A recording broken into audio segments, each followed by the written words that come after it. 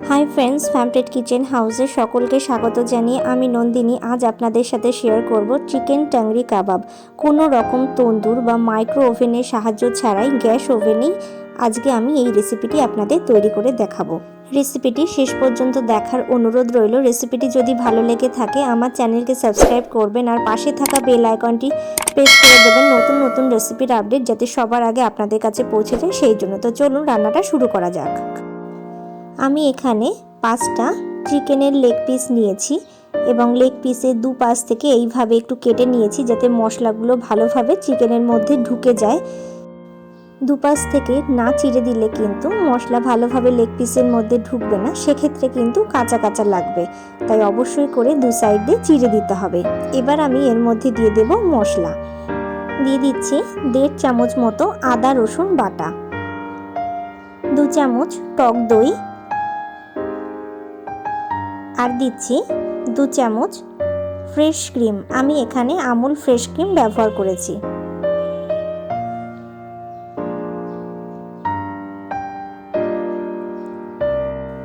এবার আমি এর মধ্যে দিয়ে দিচ্ছি 1 চামচ উঁচু উঁচু কাশ্মীরি লাল লঙ্কার গুঁড়ো, 1/2 চামচ লাল লঙ্কার গুঁড়ো যেটা ঝাল হয়, পরিমাণ মতো লবণ, 1/2 চামচ গরম মশলার গুঁড়ো, 1/2 চামচ জিরের গুঁড়ো, 1/2 চামচ ধনের গুঁড়ো, 1/2 চামচ গোলমরিচের গুঁড়ো আর 1/4 চামচ হলুদ।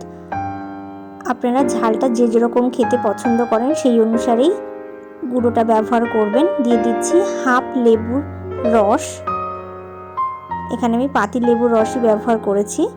এবার ভালো করে চিকেনগুলোকে মেখে নেব মশলার সাথে। ভালো করে মশলার সাথে মেখে নিয়ে চিকেনটাকে 1 ঘন্টার জন্য ম্যারিনেট করে রেখে দেব। এখানে ফ্রাইং প্যানে আমি দিয়ে দিলাম 2 চামচ মতো সাদা তেল আর সামান্য একটু বাটার। এবার ভালো করে সাদা তেল আর বাটারটাকে হতে দেব। ভালোভাবে হয়ে গেলে আমি ম্যারিনেট করে রাখা চিকেনগুলো প্যানের মধ্যে দিয়ে দিচ্ছি।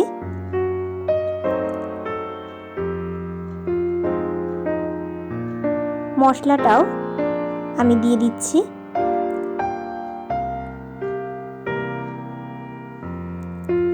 একটু নাড়াচাড়া করে নিয়ে বাটিটা ধুয়ে মশলা ধোয়া জলটাও দিয়ে দিলাম। এবার হাই ফ্লেমে চিকেনটাকে রান্না করব।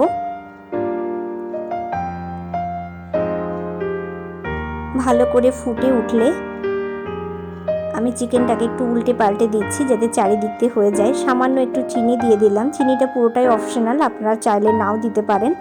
আমি একটু ঝাল ঝাল মিষ্টি মিষ্টি পছন্দ করি সেই জন্যই দিলাম।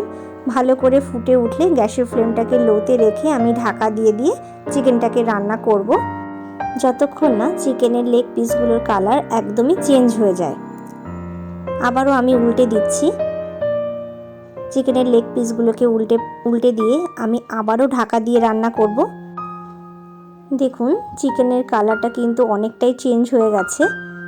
আমি কিন্তু কোনো ফুড কালার এখানে ইউজ করিনি, কাশ্মীরি লাল লঙ্কার গুঁড়োই ব্যবহার করেছি। চিকেনটাকে রান্না করেছি আমি 20 থেকে 25 মিনিট মতো, একদমই লো ফ্লেমে ঢাকা দিয়ে দিয়ে রান্না করেছি।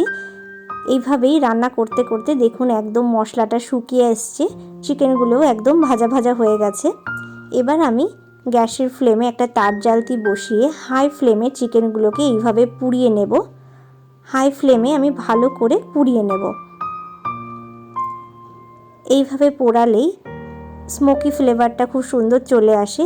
আলাদা করে কাঠকয়লা দিয়ে ঢাকা দিয়ে স্মোকি ফ্লেভার আনার কোনো প্রয়োজন হয় না। হাই ফ্লেমেই চিকেনগুলোকে আমি পুড়িয়ে নিচ্ছি চারিদিক থেকে। বাকিগুলো ঠিক একইভাবে আমি হাই ফ্লেমে ভালো করে পুড়িয়ে নেব। একটু সময় ধরে লো ফ্লেমে ঢাকা দিয়ে দিয়ে এইভাবে চিকেনগুলোকে রান্না করলে কিন্তু চিকেন একদমই নরম হয়ে যায়, আর যখন পোড়াবেন তখন সাবধানে পোড়াতে হবে। বাকিগুলো ঠিক এইভাবে আমি পুড়িয়ে নেব। সমস্ত চিকেন পুড়িয়ে নেওয়ার পর আমি সেই চিকেনগুলোকে আবার ফ্রাইং প্যানের মধ্যে নিয়ে নিয়েছি। এবার আমি লেগ পিসগুলোর ওপর থেকে ফ্রেশ ক্রিম দিয়ে দিচ্ছি। এটা পুরোটাই অপশনাল, আপনারা চাইলে নাও দিতে পারেন। ফ্রেশ ক্রিম দেওয়া হয়ে গেলে আমি ওপর থেকে একটু গ্রেট করা চিজ দিয়ে দিচ্ছি। গ্যাসের ফ্লেম অফ করেই কিন্তু আমি এই চিজ আর ক্রিমটা দিয়েছি। এবার গ্যাসের ফ্লেমটা লোতে করে আমি ঢাকা দিয়ে দেব যতক্ষণ না চিজটা গলে যায়। দেখুন 2-3 মিনিট পরেই চিজটা একদমই গলে গেছে।